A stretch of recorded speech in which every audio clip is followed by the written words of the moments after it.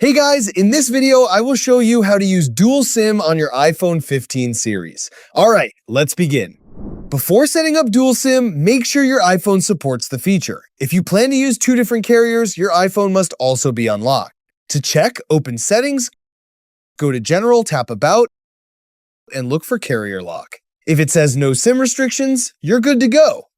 If your iPhone has a physical SIM tray, insert your first SIM card into the tray. On US iPhone 15 models, there is no physical SIM slot, so you'll need to use eSIMs instead. Next, open Settings, tap Cellular, then select Add eSIM. If you're transferring an eSIM from another iPhone, choose the transfer option and follow the prompts. Otherwise, select the QR code option and scan the eSIM QR code provided by your carrier.